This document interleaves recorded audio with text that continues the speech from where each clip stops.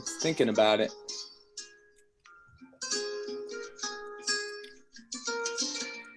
I'm hearing a lot of music in the background. That's you, yes? Yeah, that's me. I'm gonna pause it here just right after the intro. Huh, for some reason Facebook's just glitching out on me here. Give me a moment.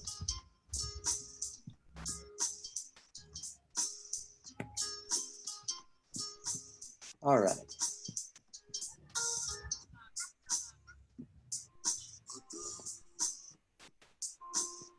And we are live.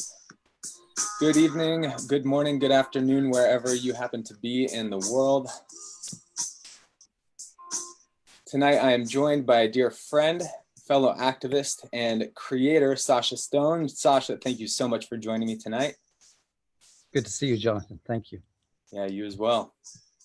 Right on. So really excited for this compelling interview this evening. We're going to be getting into a lot of important information. I've been following your work for many years and have had the honor to sit with you in Bali a few times, and excited to just share your story and your message with the world. And so I want to start off by just sharing a little bit about your background. Sacha is an activist, a filmmaker, shock poet, and an advocate for truth and disclosure. He currently lives in London and Bali, and currently quarantined in Bali. Sacha grew up in Zimbabwe throughout their war for independence, and in 1999 he established Humanitad, an organization conducting international diplomatic campaigns as an advocate for human rights and natural justice. In 2013, he launched the New Earth Project, promulgating sovereignty, consciousness in action, and the elevation of art, beauty, and consciousness. He later moved to Bali, where he founded the New Earth Project, the world's most integrative movement for promoting sustainable, sovereign, and self-determining communities. He's the founder of the ITNJ, International Tribunal for Natural Justice, which launched in 2015. This new planetary court is committed to promoting natural justice and adherence to the rule of law. The Judicial Commission for Inquiry into the Weaponization of the Biosphere, an event that was taking place in Bali in 2019, where witnesses, scientists, and health experts gave testimony over 2 days, seeding into issues and looking into issues related to the weaponization of the biosphere. This event was followed by a previous event with ongoing inquiry into human trafficking and child sex abuse, which the ITNJ aims to complete at the end of the year with a comprehensive commission report. The summit itself was within a week-long event called the New Earth Festival, which I had the opportunity to attend a couple years ago, and it was attended by and officiated by Indonesian kings, as well as dignitaries and multi-faith leaders from around the world.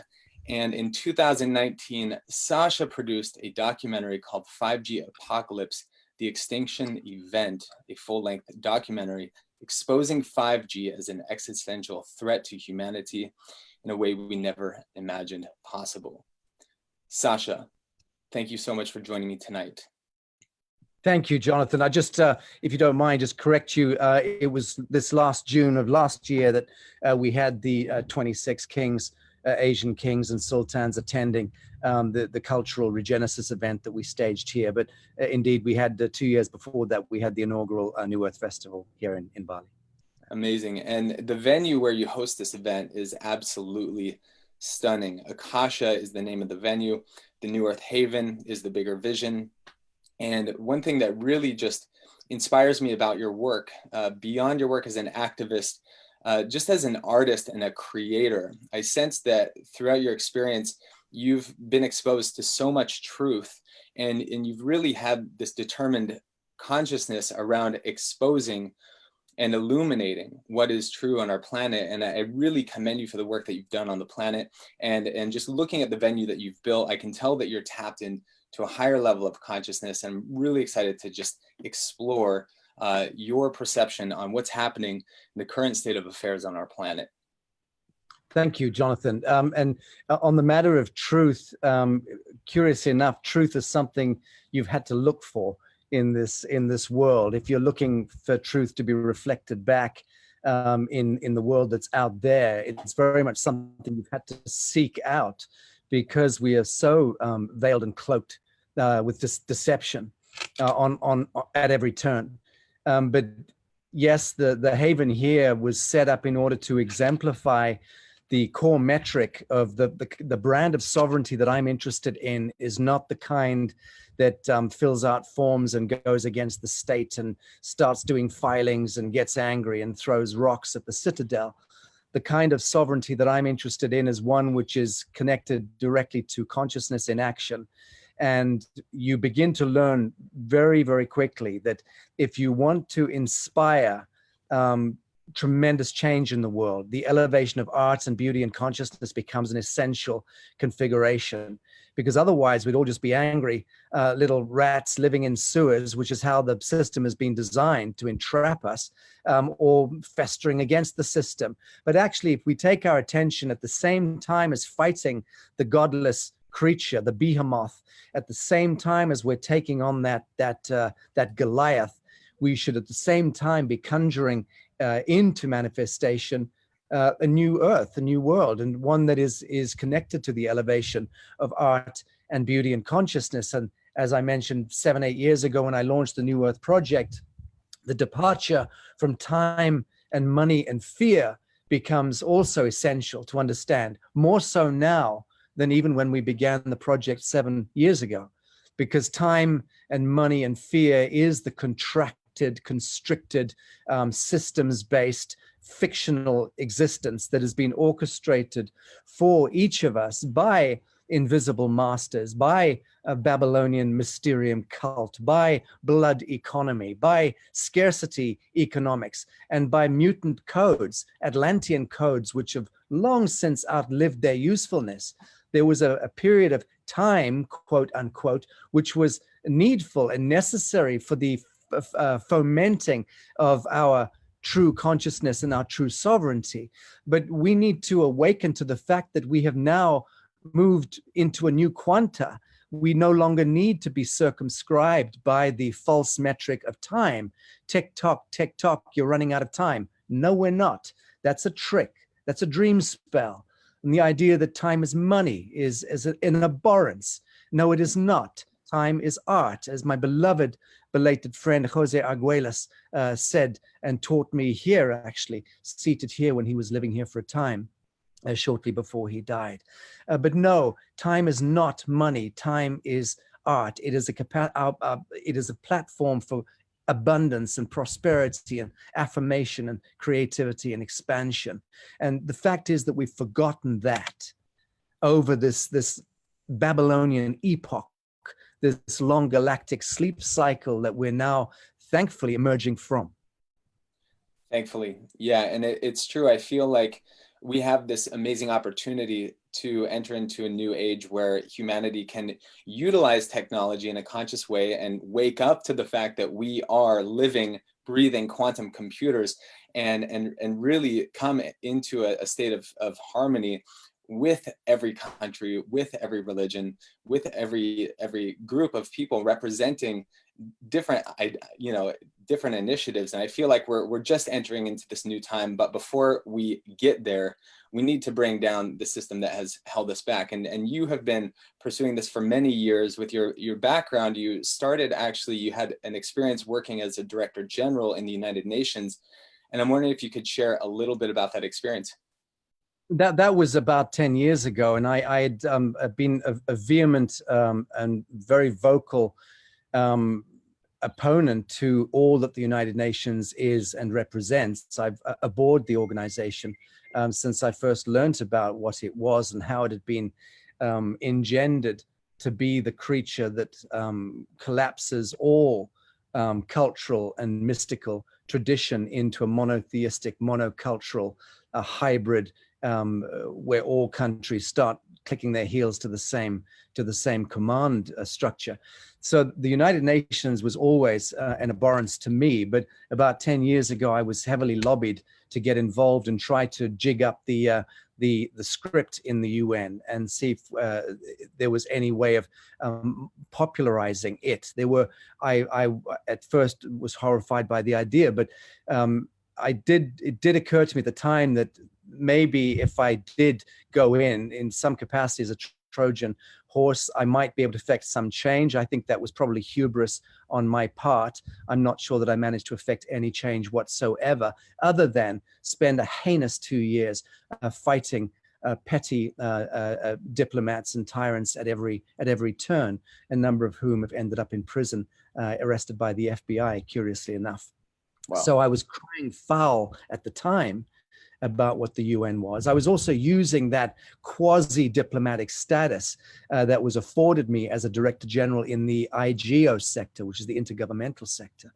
I used that quasi-diplomatic status to access even more corridors of power than I'd been able to access through Humanitad, my foundation. And I've had access to world leadership since 1999.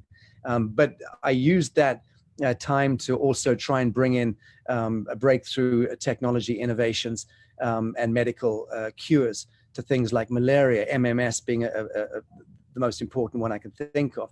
And I tried my hardest to as I said, jig up the soup in the UN. After 2 years, I left, very disappointed with the fact that despite the fact that it is an organization made up of a lot of very, very good people who are trapped inside a bad system, there was still not enough spunk, not enough spark in there from what I could see to be able to engender any kind of change. So that was that. But it also gave me a closer insight at the time into confirming and corroborating all of my conspiratorial notions that it was indeed a hive of New World Order globalists with some kind of a Sabbatean agenda. I'm now absolutely convinced of the fact because I went into the basement. So wow. There you have it. There's the, again, I said at the start of this conversation, if you are seeking truth in this world, it's something you actually have to go on the front foot to find. And that was my effort. Going into the UN was my effort at inquiry, at finding out firsthand. Subsequently, of course, to low frequency armchair twats, I've become an operative for the deep state, and I'm a Vatican agent and an Illuminati and a Rockefeller and all that crap that comes out of grubby little minds and hearts that can't wrap themselves around a quantum conversation. But here we are. I do have an experience there that is of substance, and it does lend some brevity, I think, to my words and to my opinions on the globalist agenda, which, of course, today with this corona pantomime, we are living through in an unheralded way. Wow. So tell me, you went on to start New Earth Nation and the ITNJ. What caused this? What kind of propelled you to start these organizations? I've mentioned this a few times in the last couple of weeks. I've been doing back-to-back media interviews for the last two and a half, 3 weeks. And I hope I'm not boring people kind enough to look in again to hear my wheezing. But yeah, it was really the business of child trafficking and human trafficking that I became aware of many years ago in about 2007, I think it was. And that really shot the hell out of me. And because I was given a lot of files, I was given files on 9/11 6 months after it happened, incidentally, in 2002. Anonymous files were landing on my desk in London, Humanitad, giving us forensic analytics and evidences of 9/11. At that time, I'll be blunt, I was too chicken shit to even look into those files. I didn't know about that stuff at that time. But Humanitad has acted as some kind of a catalyst for a lot of people out there, whether it's whistleblowers or turncoats, deep state activists, researchers. Either which way, a lot of information comes our way and has come our way and continues to come our way. And Humanitad is acting really as that conduit to be able to take information forward and see if it can be of consequence to people and planet. Right on. Yeah, well, I think it's the big thing that stands out to me is that, you've always, seen the issue, seen the problem, and then taken action. And I really hope that the viewers tonight will witness the steps that Sacha has taken throughout his life, and how you've actually been able to take action on these issues. Because I think that many of us are sitting in home, we're quarantined, and we're wondering, what can we do? Many people are just kind of turning the other cheek, and there's so much information that's coming from mass media, and then information that's coming from more of the grassroots, and it's like we're trying to weigh out what is really true, and so one of the things I really want to get into today is how can we source true knowledge? How do we know what is true, and how do you vet the information that comes through, and then what do you do to take action? It's not so much about information. I labored the point a little bit too much earlier. Information is the least of it. Instinct is far more important than information. Please be clear. Information is always colored. It's the law of second report, the law of third report, the law of fourth report. Invariably, it's white noise and bullshit. Information is not the thing. I'm in contact with very powerful people in the international intelligence community, and they are confused as fuck most of the time, and that's the truth. So it's not about information. It's more about instinct now, and about psionic consciousness, about our capacity to divine truth from fiction. And that's only going to happen. You can only refine that lens of pure truth within self if you've begun that process of disentangling from the fiction consciously, not because you have to. If you're in a gulag or facing a concentration camp, there is a certain horror there that can shock you into discovery. But I'm not talking about that. I'm talking about just normal people going about their normal lives. And what is essential is that they have needed to have begun that process of disentangling from the fiction in order to be able to navigate this shitstorm with some kind of equanimity and dignity. The fact that most people are reflexing into this most disgraceful, undignified fear reflexivity and wearing these godless little masks on their stupid little faces and scurrying around is absurd. I mean, take a step into your soul. Step back away from this world and look at how you are functioning as a troglodyte, as a little empty vessel being programmed with a mutant software from your friendly government, being fed through by the United Nations World Health Organization, which is a goddamn criminal organization, a genocidal organization, if ever there was one. The CDC, Center for Disease Control, for the love of God. The Pirbright Institute, and all of these various organs that are highly compartmentalized, that have used trillion-dollar budgets, fleeced off the income tax of good citizens, shuffling around as wage slaves. All of that stuff is a conspiracy of ignorance, leading up to people reflexing and putting masks on their face in the jungle and believing that a virus is lurking around the back of a baobab tree somewhere. Don't be bloody absurd. Number one, you don't catch viruses from person to person. A virus is dead. Any virologist can tell you that. A virus is, by distinction and by definition, an exosome, an excretion event from the cellular organism, which is a detox. So it's actually a poison that's encapsulated and propelled out of living systems. And it's in the ether, it's in the air, it's out there. So it's bouncing around. There are millions and millions and millions of viruses that make up the strata, the microbial flora and fauna, but it's all part of a huge orchestra of living systems. And the dead systems include viruses. You cannot catch a virus unless it's some kind of an artificial intelligence manipulated nanobot self-replicating diode thingy. And yes, those exist. I know because I've seen them. We've pulled them out of people's faces in my living room in London. People with Morgellons syndrome. Yes, all of that horror stuff happens, but you don't have a virus abounding around the world. You've got other phenomena occurring that are far more important that we understand and look at. We can touch on the great big 5G taboo, which apparently is the new no, don't go there. Well, if you don't want to go there, then you will perish. If you don't wish to open your capacitance as a living soul, and you want to be overtaken by dead fictions, then you will perish. Almost certainly you will perish. This is where we're at. We're at this end of days, beautifully geometrically precise apocalyptic Armageddonist scenario. And it's a choice. If you choose fear and reflexivity and contraction, you will go into that space. You will affect your blood chemistry. All of your living, the systems in your body will move into constriction, and you will essentially poison yourself. And you will also at that time be expelling those poisons as an exosome. And if somebody comes and runs a test on you, you will probably prove positive, because that's all that these redundant tests do, is prove that there is something there. But in anyone who's dying of a cancer or an influenza or a pneumonia, you're going to find that's those same symptoms in a cadaver, in a dead body, in an autopsy. So again, we're caught up in this flux between truth and fiction, and it's what you choose, how you choose to navigate that.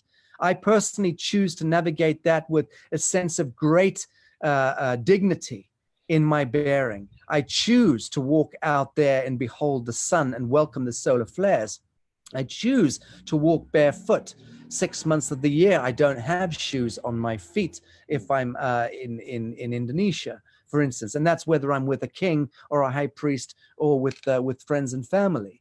But again, these are choices. I chose to make certain choices a long time ago, which rooted me and anchored me firmly as a Homo sapiens sapien, which is why I use the tagline, "Arise, Homo sapien," because that to me is that's the call, that's the clarion call of today.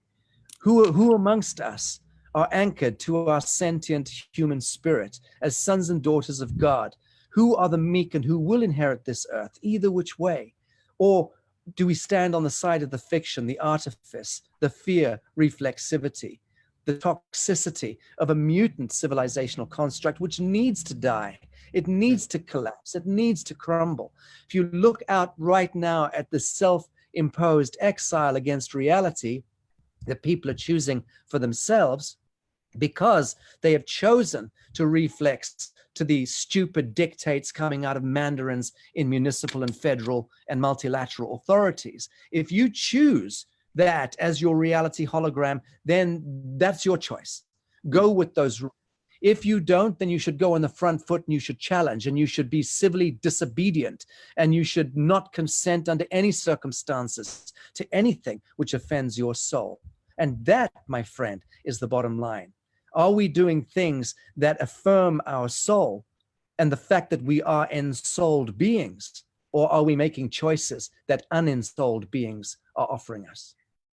Oof. Wow, thank you for that transmission, brother. Yeah, and I feel like, it can be a tough pill for people to swallow, seeing the media that's coming out about 5G and how separated people are becoming on this topic. I recently, I'm here in a city called Hillsboro in Oregon, and I recently joined a group, the Hillsboro Community Group, and I just simply posed the question, is anyone here in Hillsboro concerned about 5G? And it suddenly opened up this can of worms where so many people were extremely passionate about both sides of the argument. And I'm really just curious. I mean, well, eventually that conversation, by the way, got muted. And I was shocked to see that it got muted. And I really hope that that's not what is going to happen on a collective level, right? Because it's all a reflection. Someone just, quiets the conversation. But I feel like this is something that we cannot quiet. I mean, with the increase in Corona, I've been seeing media coming out saying that this is driving a demand for 5G and that they're going to increase the speed of the rollout. And I'm curious, what are your thoughts on that? And what led you to creating the documentary 5G Apocalypse, the Extinction Event? I was poisoned in 2016, in spring of 2016, 3 days after being warned by the former defense minister of an Eastern European country that I was visiting and addressing the parliament, warned that I was a hot topic on the security screens and I should go home for 6 months and keep my head low. I didn't pay attention and went on. I poo-pooed that and went on to a speaking tour and got zapped in a hotel room at the early hours of the morning in Oslo, Norway. And it took a week to 10 days to kick in. But it was an extraordinary experience. I don't want to go into the detail here right now. And I've made a point of not speaking about this incident in the last few years since 2016. But I became pretty debilitated. My lymphatic system and autoimmune system absolutely hit the floor, and I ended up looking like a disgusting toad. And it was poisoning, and I was given a retroactive diagnostic by the leading clinic in Europe a year later, who said I was very lucky to be alive, frankly, with the trace elements in my system. But at the time, I knew I'd been poisoned. I didn't know how. It was some journalist or other who contacted us asking why my name was on a list of bioweaponry, DNA signature targeted bioweaponry. And that was the indicator that it probably was that. Now I'm absolutely certain in my own mind. I recovered after about 3 months from that horrible episode in my life. But that now I know that it was an early testbed scenario of poisoning. It wasn't just me. Other activists got zapped at the same time and were exhibiting the same conditions, which were quite disgusting, I have to say. And I'm now convinced, or in the last year or two, I've been convinced, as I've learned about 5G, it became something very pressing on my conscience. And that was why I began the process of looking into it. And then I met with Mark Steele in the United Kingdom, the weapons expert in high frequency weaponry. And he was the chap who, at my kitchen table, absolutely convinced me categorically, beyond any question of doubt, about the veracity of the problem at hand, which was that we were about to be blitzkrieged as an entire species by a stealth bioweaponry system that was being installed globally through millions of micro antenna systems, tens of thousands of satellites, all weaponized and ready to trigger and catalyze this event. Now, stop there for a minute. That was a year ago that I made the 5G Apocalypse Extinction event with Guichet Soto, my editor. And that film thankfully went out and did incredibly well. And it triggered, I believe it catalyzed a conversation. Well, I know it did. Look, I've been visited by various people, former CEOs of telecom multinationals. I've been telephoned by parliamentarians. I've had Trump Circle insiders come and visit me at my home in the course of late last year. I have had many, many engagements with leadership, not just political, but scientific, and also connected to the military intelligence community. So I know I've been what I intuited by the experts that I was listening to and paying attention to over a year ago, that's all borne out perfectly and is entirely correct. And what we see now with the rollout of 5G is quite another scenario altogether. We've learned recently from Dr. Klinghardt, who I regard as the great living expert on the matter, that the glyphosates in our food, coupled with the aluminum that have been raining down on us through the geoengineering poisoning of the environment, all of those nanoparticulates have been assimilated into every human body and all life systems actually by now, after 20, 30 odd years of this godless chemtrailing program. So the aluminum and bariums and phosphates and strontium and these kinds of chemical compounds impregnating the human body. So you're talking about nanoparticulates. You're talking about glyphosates in the food supply, courtesy of that motherfucker organization, Monsanto, who will hang by the neck in Nuremberg trials in the fullness of time. You mark my words. Those satanic Luciferians will be held to tasks, no matter how many times they change their goddamn name. But the glyphosates that have been put into the food supply all around the world through Roundup and other chemical poisons. The pharmaceutical industries and agrochemical industries are compounding their evil enterprise together to ensure that most products that people take into their bodies are toxic, highly toxic. And then you've got the foods, Nestle, Kellogg's, all the household brands that we grew up with, which have also been either engineered thus or commandeered by these globalist satanic agendas, and have also pumped these poisons into and molecules into into every aspect of what we drink and eat in our lives and put onto our bodies. All products are poisonous essentially nowadays. So you compound all of those poisons through the glyphosate essentially, the aluminium essentially, and then the fluoride, which has calcified our pineal function.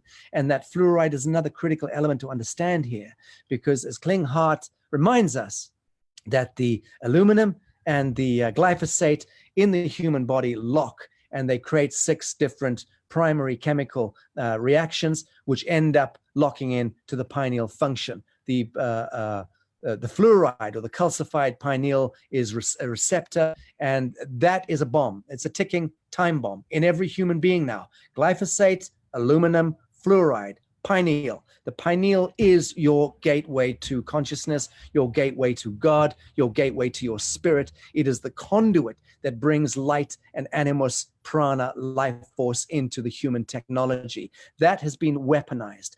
5G, by best accounts, from what I've now learned, is the catalyzing factor and will trigger that bomb in all living sentient beings. And what does that mean? Well, let me put on my full-fledged conspiratorial knowledge here, not a conspiratorial theorem, but conspiratorial knowledge, because we are dealing with a conspiracy of epic, almost galactic proportion. Every human being on the face of the earth has more or less been weaponized as a bomb. And 5G, by best accounts, is the trigger, the catalyst for that bomb. What will that do is anyone's guess. Render us into an androidal society of wage slaves who can be culled on cue, who can be blood harvested on cue, who can be walked into by artificial computation, by supercomputation algorithms, which could ostensibly project voice to skull, which is happening now all around the world. I've personally counseled dozens of military veterans, and we've heard the testimony, expert testimony from survivors from the military complex, principally in the United States, I need to say, who have and continue to suffer from artificial intelligences operating through them, whether it's voice to skull or RFID implants, all sorts of aberrant chips inside their body, which are causing terrible mutations and torture. This stuff is absolutely real. It's out there. There are tens of thousands of people who are out there screaming to be heard. And shame on every human being who plugs their snout into their iPhone or their Samsung Galaxy in order to watch whatever shit's on YouTube. And ignores the calling of humanity, the cry from the basement of our brothers and sisters who have been butchered, many of them through the military apparatus over the last few generations, so many of them. There have been tremendous satanic, Luciferian, Sabbatean elements operating through the planetary military and intelligence complex. Most people who sign up for those jobs are probably very decent people with the best will in the world. And I can't say the same thing for police, because I think that most police are stupid thugs who are unrealized within themselves, and that's why they strut into uniforms and pick up truncheons to beat their brothers and sisters on the head. So I don't have much empathy for most police. I've met some very good ones, and I honor and salute them. And to those brothers and sisters in uniform who do perform their function with the right intention, God love you and all strength to you. And don't we know that they are vastly outnumbered by the pigs in costume who are responsible for police brutality. If you see what's happening on the streets today in Turkey, just Google it. It is terrifying. Police vans are literally going on the streets and scooping people up, literally old peasant men walking in there with their little farmer caps on. They're just being picked up, turned upside down by these laughing jackals in uniform and thrown in the back of buses. They haven't said anything. They're just numbers. People have been capturing this on film. It is terrifying. It is the Orwellian New World Order state totalitarianism that is now manifested in broad daylight at Turkey. Look no further. That will franchise elsewhere in the world. Well, it's crazy. I mean, you just look at the stats of how many hours people are spending staring at a screen.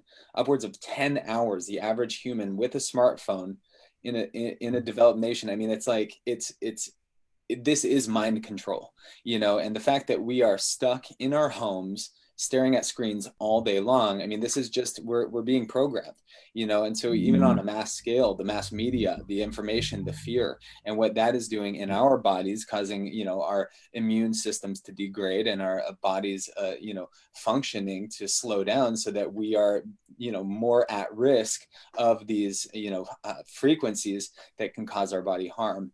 And yeah, you know, but one thing that you mentioned earlier in our conversation was that you brought to my attention that President Trump recently signed the Secure and Trusted Communications Network Act, furthering his mission. And so I'm curious to hear what your thoughts are on that.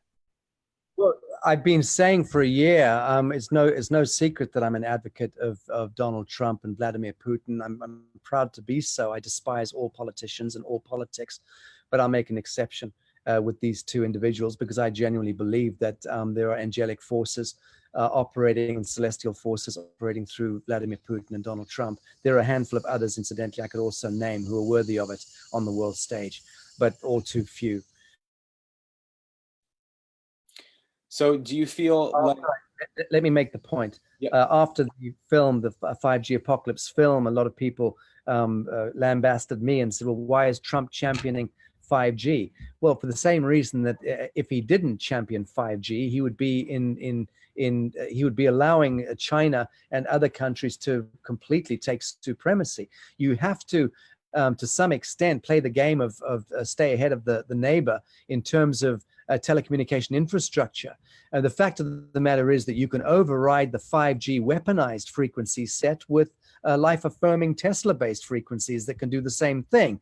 And it's my contention that Donald Trump will absolutely do that. I've maintained this from day one, that he was allowing the idiot private sector to invest the $10–15 trillion into the infrastructure so that it didn't come from federal grants, but came from the private sector. I think that's smart, because that's calling out the players. It's letting in broad daylight. We now know who the people are who've invested in stocks and shares, and who the progenitors are of this genocidal mania. We now know who the planetary players are. I think that's really smart. And then at the appropriate time, and roundabout now, one would imagine it probably is the appropriate time, he would start stepping in and intervening. And right on cue, 2 or 3 weeks ago, whenever it was, the White House released that bill, and so, or that act. So now you've got the White House have put the planetary telecommunications players on notice that this is now being taken as a national security issue. That's huge. Huge. It's just that most people are too stupid to understand and extrapolate. Most people just want to throw buns at Trump or at whoever and not pay any attention to their own organs of government. Government is, in my view, corrupted. All governments are corrupt and should be entered into dissolution. They are all mafia, just the most successful mafia around. That's what becomes a government, a successful mafia by definition. No one should pay taxes, income taxes. I maintain that as well. So I'm very irreverent in my standing, in my bearing as a human being. You should not pay income tax under any circumstances. Do not do it. You're committing a crime against yourself. Screw the government. Fuck the statutory mandates. That is an affront to my soul. So therefore, I will not go there. Come at me, if you will, with your little mandarins, and I'll deal with them one by one. Drag me into your ridiculous commercial courtrooms, and I'll deal with you there as well. So that's the position that most of us, if not all of us, should take in honor. And I'm not a rich man, despite appearances. The point is that it's a question of how we choose to move, how we choose to flow with the fiction. What we should never ever do is consent to it. So I do not endorse the White House or the US government. It's a criminal organization. But I foundationally endorse the man at the helm and the white hats in the basement, at the Oval Office, in the Pentagon, in the NSA, in the CIA. There are very, very good guys who have closed ranks and come together and realized, and these are the good Eagle Scouts. These are the guys who absolutely woke up subsequent to 2012. Probably subsequent to the time that deviant George Bush Sr. Came into power, followed by the Clinton crime cartel, followed by his son, the Bush twat Jr., followed by Obama, who was their flunky, the flunky of the Clinton Bush Dulles Kissinger, Soros, Brzezinski, Rothschild, Rockefeller, Pay-Zer, crime cartel. That all notwithstanding, I absolutely support what's coming out of the Oval Office. I absolutely support what's coming out of the executive presidential orders. And I contend that he's doing everything he can to block the maneuvers being done. People say, well, if he's against 5G, why doesn't he just end it? Well, it doesn't work that way, Dumbo. No one has the power, least of all the president of the United States, to wake up in the morning and go over a boiled egg, oh, I'm going to end 5G. Don't be stupid. There are tens of millions of contracts, conventions, treaties, protocols that have been locked in and weaponized over many years to build up a 10, 12, 15 trillion dollar enterprise. You can't just end it. Doesn't matter who you are. The only way he could end it in that way is if he declared total martial law. And if he did that, he'd be accused of being Hitler and being torn down for that. So leadership today is a nightmare. When Trump said he didn't need to take power and didn't particularly want to, I believe that. No man of intelligence, and I know because I'm close to power. I have been for years. I'm irreverent amongst it. I'm the shock poet. I don't want to have anything to do with endorsing or supporting a power syndrome. Please get me right. But the point is that we are in a situation where we have pyramidal power systems, and we do need to navigate ourselves out of this shitstorm. And so just choose very wisely before you start throwing rocks at the wrong leadership that are trying to navigate an exit strategy. That's my message. Thank you. Thank you for that. So what can we do, people who are sitting at their computers at home who want to take action? What kind of organizations can we start? How can we launch an initiative? What advice do you give to someone who's an aspiring activist that wants to commit their life to actually making an impact in the world? I'm an aspiring activist, and I'll only tell you what I'm telling myself. Okay, it's a journey. You have to reinvent yourself every day. You've got to get through those knots in the stomach and those psychic dreadnoughts and the cold sweats when you read files and see pictures of things that shouldn't exist, and when you're involved in the researches of victims and survivors of trafficking and ritual satanic abuse. I mean, if you want to look under the rocks, go do it. I've been doing it for an awful long time, and you see things that really rob you of the sanctity of all that's sacred and all that's holy, and you have to then reinvent yourself on a daily basis. You've got to find the strength, and then you get trolled, and then you get such ugly motherfuckers out there ankle biting you and making up shit about you and trying to smear shit everywhere and trying to undo the noble work that you and colleagues are doing. So as an activist, don't expect for 1 second that there's any reward to it, because there really isn't, except for the fact that you can navigate apocalypse with a really clean conscience, and actually with joy and elation, because I am blissfully happy right now with what's happening. Much as I see the hurt, it's a hurt that is needful and timely, and it's all a projection of the ego mind. All that is out there that is collapsing is the egoic projection of a mutant civilizational model. So the sooner that does unto itself and enters into its dissolution, the sooner the green shoots of the new earth and the paradise, the heaven on earth, can manifest. And the sooner all of the artifice out there crumbles, the sooner the green shoots of sovereignty and consciousness in action and elevation of art, beauty, and consciousness and all that beautiful stuff will naturally become the blossom, become the forest. To answer your question, what advisement to give to aspiring activists? Stamina is the only thing that you're going to require. You need to be able to disidentify from your family.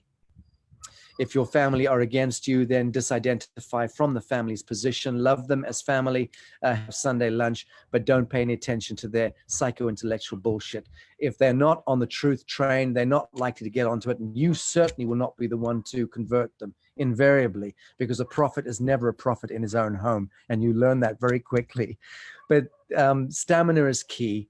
Walking a very straight line and just absolutely clarifying that lens of pure truth and of right action in your own life as it relates to this moment. And this moment must always become another this moment. So it's simply stringing together this living moment, this living flame.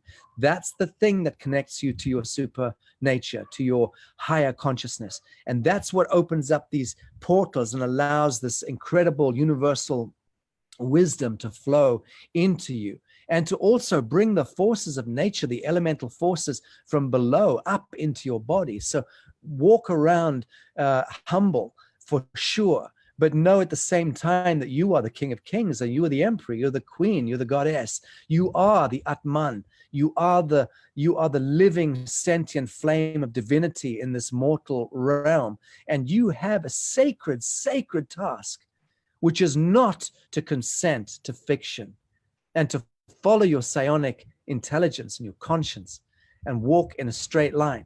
That's the best advice I can give to anyone. You ask me about what initiatives should we so don't bother with bloody petitions, for God. I mean, sign them anyway as a matter of course. Of course, I still do. I'm even embarrassed signing petitions, but I still sign them, because at the end of the day, a numbers game can have some threshold event. You have to have X million signatures before the White House formally, according to its protocol, can receive it and table it in front of the president, and he formally has to then answer to it. So yes, petitions are okay, but they're not the thing. I've seen cities who are actually banning 5G and there's a running list of cities, and so I'm curious if you know, like, what would be the protocol if there's a group of people in a certain area that want to team up. There's no protocol. If they were putting up a 5G tower outside my house, I would round up as many of my staff, and thankfully they're mostly warriors, and we would tear the fucking thing down. That's all I can tell you. So I have no, lampposts do not have feelings. Somebody please start a meme. Okay, lampposts do not have feelings, and learn to tear these godless things down. If you've got to pay $300 between you to pay for the damage, do it. It'll take 3 months to go to court. Go to court, make your case, tear them down if you need to. I mean, look, at the end of the day, I don't believe in causing any harm, loss, or injury to another living soul, but a lamppost is not a living soul. And if a lamppost has got a 5G antenna on it, and you are certain it does, and the council are not answering questions in an appropriate way, and when you are apprehending them, they are not giving you the information that you require, and you don't want your babies to be fried in their beds, tear them down. I don't know what else to say. Don't pay taxes. Also, I'm promoting lawlessness there, but I'm not. I'm promoting lawfulness, God's law, nature's law. I stand in God's law. I stand in the Christed light. I stand in the flame of sovereignty. And I do not stand in the shadow of a goddamn Leviathan, a government fiction that's out of control and serving imperial corporate hegemony. Well, and just on that topic, I mean, I remember last time I came out, we were talking, and you were in the process of meeting with some of the indigenous leaders, the kings and queens of countries from around the world, and from what I recall, you're helping them to reinstate their original treaties, like the original agreements before their lands were stolen from them. And you're doing this with countries around the world. How many countries have you worked with? How many kings? How many leaders? Don't. I mean, well, two or 300. Between 200 and 300, somewhere around about there. Look, I'm not a fan of kings. I know some amazing kings, very enlightened beings. And I know some that are almost certainly shape-shifting reptiles, blood drinkers. I don't know what else to say. Let's not go into that subject. Kings are like human beings. They're a good and they're a bad. What I'm interested in is the hereditary leaders, the hereditary cultural leaders. I'm not interested in kings per se. I'm interested in the restoration of cultural dignity. I'm interested in undoing the Babylonian knots that were cast and spells that were cast by the Jesuits through the Anglo-American Corporation, the Roman Catholic Church, through the spice trade and through the ancient compacts and treaties that the white man went forth in conquest from Europe and plundered, raped, pillaged, defiled all brown skin, red skin, black skin, and yellow skin people of the world. And I stand in that context with my black skin, brown skin, red skin, and yellow skin brothers and sisters. And I face the adversary, who is the white man in that context. Again, I grew up in a country which was personified imperial corporate hegemony, Rhodesia. It was the ultimate harvest of Africa into gold and diamonds, with Cecil John Rhodes, one of the most evil or stupid men that's ever lived. I haven't decided which yet. I think evil.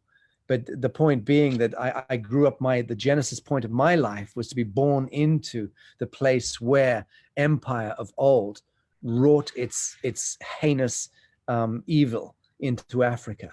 And I grew up in that war struggle for independence in Africa, becoming from Rhodesia to Zimbabwe.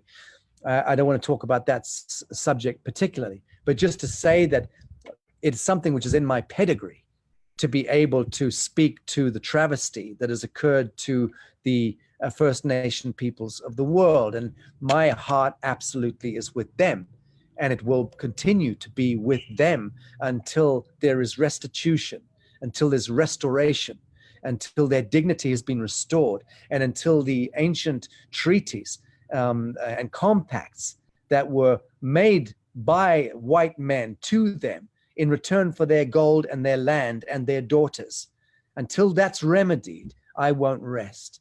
I will be a very, very, very, very old man doing the same thing until that time happens. So I've been working with the Maasai. I've been working with multiple different traditions around the world and having multiple conversations. Last year was the first Regenesis meaningful event that we staged. There'll be another one in October this year. If anyone wants to witness the revivification of an ancient flame, come to Bali between the 1st and the 7th of October this year, because you will experience something that this world hasn't seen for centuries, and we're doing it right here. And that's public notice, incidentally. But next year, I intend to take this on to Africa and work there and help also bring some of the traditional paramount chiefs, as a number of whom I work with now anyway, and First Nation leaders, kings, queens of Africa, bring them also into a circle. The reason being not to restore kings to their thrones and queens to their thrones. That is not the point. The point is that we need to go back to the treaties that have been defiled, because it's the basis of those treaties that became the sacrifice of innocence in Mozambique and Botswana and Angola and Myanmar and you know, Bolivia. So all of those countries, and the artifice and the harvest of humanity that's occurred, and the indentureship into wage slavery and into poisoning of their air and their water and their food, all of that Babylonian evil has occurred courtesy of the contract that we struck with them, and they were forced to agree down the barrel of a musket or a cannon. And that's just wrong action at an epic planetary level, but it was planned by the Victorian Satanists or Luciferians, and predates the Luciferians substantially. But essentially, empire kicked in at the turn of last century. It was at its fulmination point. And of course, subsequent to the Boer War, we start seeing a breakdown of it in the late 1800s into the turn of last century, the Bolshevik Revolution. All of that then occurred. But even those revolutions were financed by the Sabbateans. We discovered that the good old communists in Russia were financed by Wall Street. But where does this insanity end? Restoration of cultural prerogative and the dignity of peoples and their mystical traditions is of paramount importance.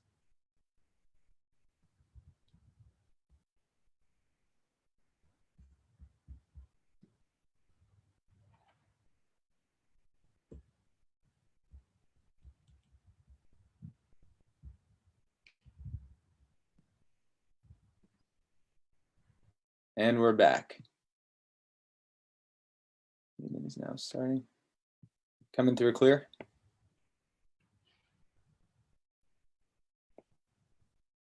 Check, check. Are we back on? We're back Are on. we back on? Very good. If it's still going live, I think we're still live here. Yes, you are.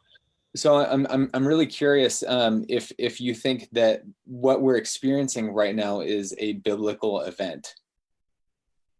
Well, you know the answer to that, Jonathan. I really don't need to answer to you, but I'll humor you anyway, and say to you, no. Of course it is. Yes, it is. Yes, it is a biblical event. Yes, it's contained in prophecy, not just biblical prophecy and Kabbalistic prophecy. It's and the Mayan prophecy, wave spell, all of that stuff. It all dovetails into the now.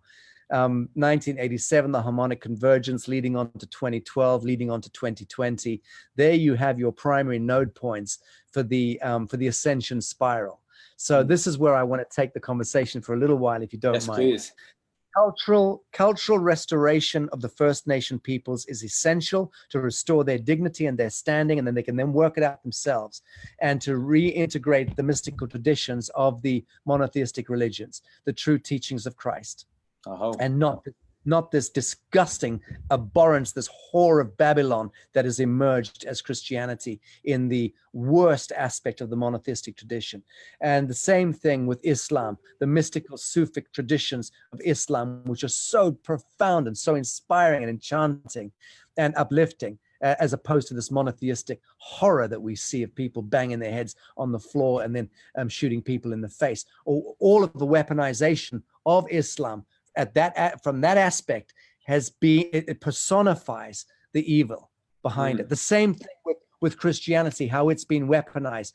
God knows we were doing that from the Knights Templar onward with the Crusades. So monotheistic religion, we all know, is responsible for more bloodletting than anything else in the history of the world. So let's just choose this time now to transmute and transcend the need to peg our life force into some monotheistic idolatry that exists out there. Return instead to the mystical traditions of these profoundly beautiful faiths, all of them. Move back into that and maybe even transcend that aspect and go into true Atman, which is your own pure relationship with God, which at the end of the day is all that we come into the world with, and certainly all that we leave with. So the wise man knows to simply stay to the Alpha and Omega and never get caught up in the noise between the Alpha and the Omega point. That's the thing about behold the world, see the world through the eyes of a child. That's what it means. It means don't get suckered into monotheism and into cultural idolatry. Don't allow your life force to be harvested by motherfuckers in towers somewhere. Don't allow that. You have a duty of care, not only to yourself at the soul level, but to all that you influence in this world and the next. Beautiful. So how do you suggest that we can purify and align ourselves on a soul level, and then moving into our body? I mean, you spoke a lot about the toxic frequencies and the heavy metals from chemtrails and everything that we've been putting into our body through our food. How can we create like a practical protocol for our life to start to detoxify ourselves? Well, I mean, this stuff is also abundant on the web, as long as you're not. Well, now that it appears that Google is stepping back from so much censorship, I believe that's been relaxing to some extent. But I mean, there are figures out there like Dr. Zach Bush, who I spent an hour with on the phone 2 days ago, and he's an extraordinary wellspring of information that will resurrect anyone from the dead. Del Bigtree is one of the bravest men in the world today and a beloved friend and colleague. G. Edward Griffin, both of these figures were on our most recent seating of the judicial inquiry last week into weaponization of the biosphere. So I'd urge anyone to go there to the www.itnj.org. Or follow my Facebook, and you'll see it come up on the feed. But if you follow the judicial inquiry that we're conducting at the moment into weaponization of the biosphere, you will see many of the world's leading experts starting to parade in front of that commission of inquiry. Next one, I think, is on Monday. And those figureheads are, by and large, leading figures. You got Dr. McCullough out there, huge, tremendous resource. There's so much resource out there for people to really just spend a day or two, especially now when everyone's bunkered up at home. This is the right time to go and catch up on all of that stuff. But more than that, I mean, nutrition is a huge part of it. Structurizing water by thought works. If you bless water, Masaru Emoto was one of our advisors with Humanitad for some years before he died. And if you he proved this under microscopy. If you bless the water that you drink, as long as it's not fluoridated municipal water supply, as long as it's relatively clean water, preferably that comes out of a bottle or a spring and not out of a plastic polymer-infused cancerous bottle, structurizing water with pure intention works. It's proven under microscopy. So every time you take water into your body, shut your eyes, connect with yourself, and just emanate blessings, emanate love, emanate empathy, emanate absolution, redemption, salvation, all these beautiful ennobling thoughts, and drink the water. It literally impregnates your cellular and atomic matrix and reconfigures the spin of atoms and the capacity to bring light in to those atoms. So you are responsible for the human technology. We are responsible for this technology. I'm getting quite old and long in the tooth, but I've never been healthier. I've never been more well, deeply well. And that's more to do with how I've not changed so much my protocols. I've always been pretty rock and roll and irreverent in my attitude to nutrition and things like that. But I know that the more I'm just anchored in a space of being present and being alive and being in forgiveness of transgressions against me, not casting stones, not judging anything or anyone, but being hypercritical as a witness of the fiction. So I criticize and judge the fiction. I'll beat it to death with a stick, or anyone wearing a costume hiding behind the badge or the seal or the throne. I will also take a stick to that if it breaches my space, this field, which is why I say there is a place for civil disobedience. There is a place for violence and to pick up sticks and stones. If a fiction is coming at you with a syringe or with a taser or with a pistol, you beat it. You beat it hard. You don't let it get to your babies. That's just survival sovereignty 101. And anyway, the fiction will learn this very soon, because the tide is going to be turning shortly.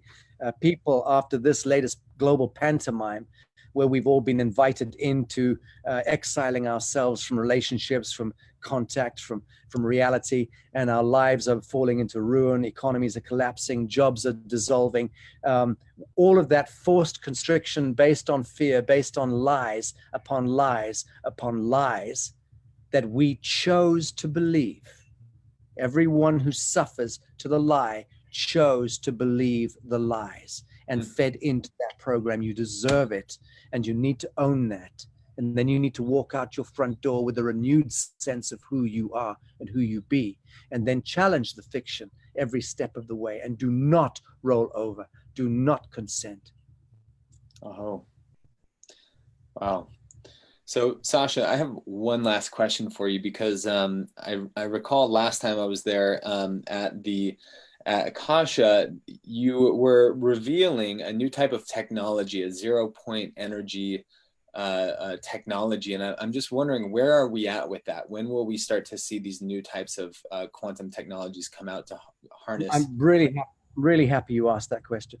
In the first instance with the cutie pie, contrary to some of the pieces of shit out there on the web who have been saying that we were promising it to the world, no, we weren't. Go back and watch the film.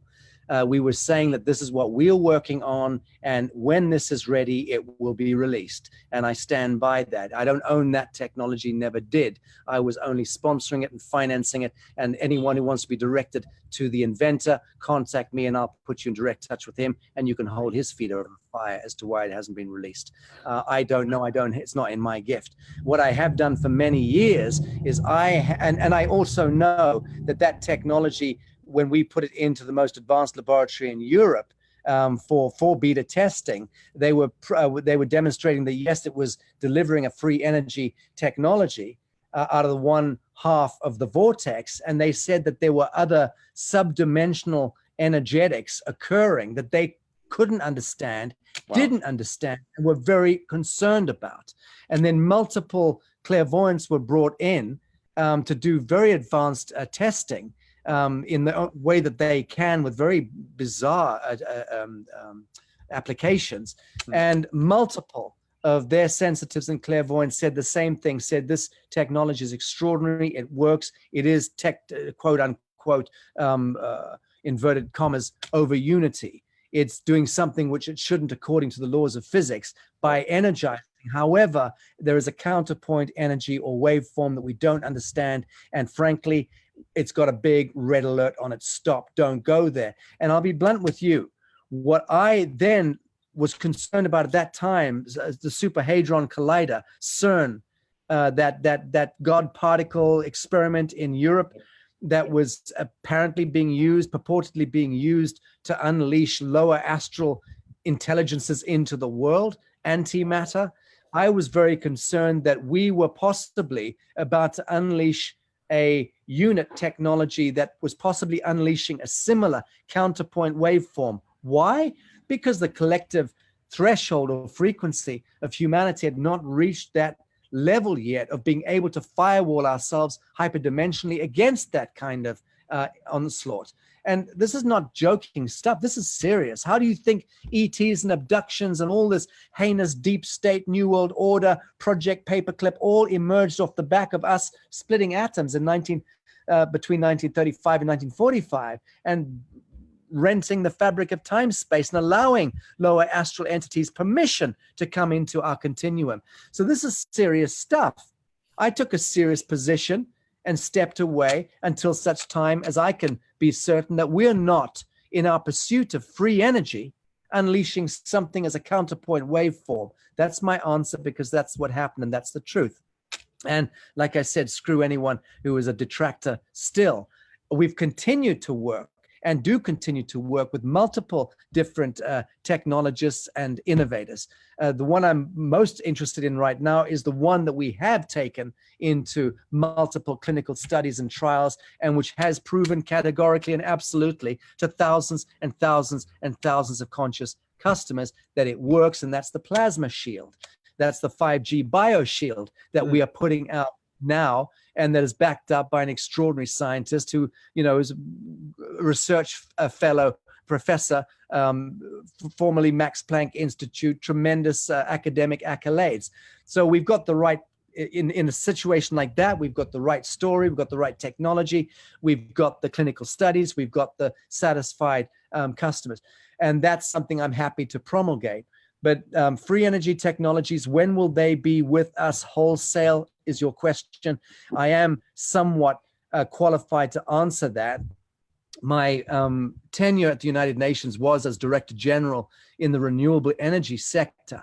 And at that time, I used that office to do a survey around the world of the leading breakthrough technologies that were either had accomplished 0 point or anti-gravity or were about to. And so I was, even 10 years ago, very conversant with that landscape. I've met with multiple scientists and inventors involved in these so-called secret space program applications and deep state military intelligence applications, from subspace quantum broadcasting to anti-gravity to cloaking and stealth technologies, and obviously the core one being free electricity. And all I can suggest to you is that it is my contention that that is coming out now, this year into next year. We'll start to see an exponential curve of that. But again, I've got to caveat that by saying it'll rather depend on how this poker hand plays out. If for whatever reason an asteroid were to take out Donald Trump and Vladimir Putin, right, God forbid, it never would, but were something anomalous to occur and the planetary political power center were to fall back into the hands of the so-called black hat Sabbatean Luciferians, then there would be another period of time of sequestration of technology release, for sure. You've got the Smithsonian, you've got the British Museum, you've got the Vatican Library. Those three institutions are the ones that should be dragged also before a Nuremberg trial 2.0, in my view, and be at least asked the question, why have you chosen, you laudable bodies of learning and of spiritual and philosophical inquiry, why is it that you, funded by the taxpayer for centuries, for generations, why did you choose to conspire to sequester all of the innovations that could have healed every known illness? and could regrow bones, broken bones, and could send us to different star systems through the quantum corridor, and could remediate all of the toxification of the air, the water, and the soil of this planet using a magic wand. This is standard phase conjugation technology. The plasma shield that the BioShield 5G BioShield that we're putting out now is operating at that level. This is holographic technologies, quantum oscillation technologies. It's beautiful. It's profound science. And the problem, Jonathan, is that it doesn't even look over its shoulder and acknowledge Newton or Darwin or the Cartesian logic. It doesn't even look over its shoulder, because those old Masons at best should just be forgotten, frankly. Einstein included, you can throw him in there as well. That'll definitely upset some people.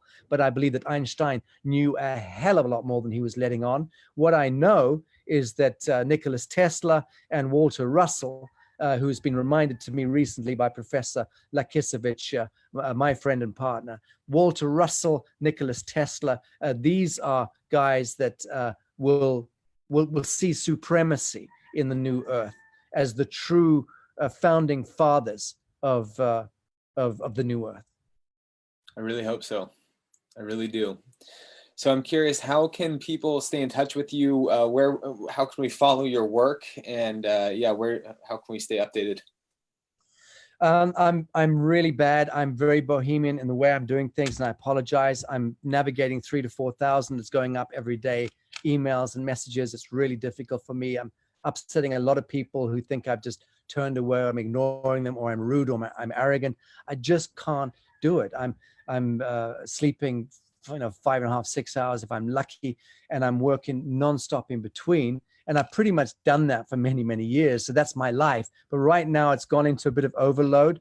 I'm, on the one hand, very pleased that some of what I say is clearly spiking and it's meaning something to people, because I've held this flame for an awful long time. And there are others out there who've held more noble flames for even longer than I. I'm very cognizant of that fact. But the one that I'm holding, which is sovereignty equals consciousness in action equals right action and pure truth in the now. That's my entire credo. I don't need to write a book because my book is one line. It's one sentence, and it won't change. I know myself. I was born to this. Anyone wants to contact me, you can either check out sachastone.com, which has got some films and videos and things. I haven't been updated for over a year, so I'll try and get to that soon. Sachastone.com is a repository of a lot of material, and humanitad.org is my foundation site. New Earth Project is something people could look at, and the ITNJ for me is the most important, to be blunt. It's the most important. But if you go to humanitad.org, I think it springboards you to all of those websites. So maybe that's the best one for anyone to look into, and that's HUM for mother, N for November, ITAD, humanitad.org. Incredible. Sacha, thank you so much for the work that you're doing for our planet. It's an absolute honor to just be with you here tonight and to hear your story once again, and looking forward to being with you again in Bali in the near future. Nice. Try and be here for October. Thanks, Jonathan. Much love to you. Thank you. Much love.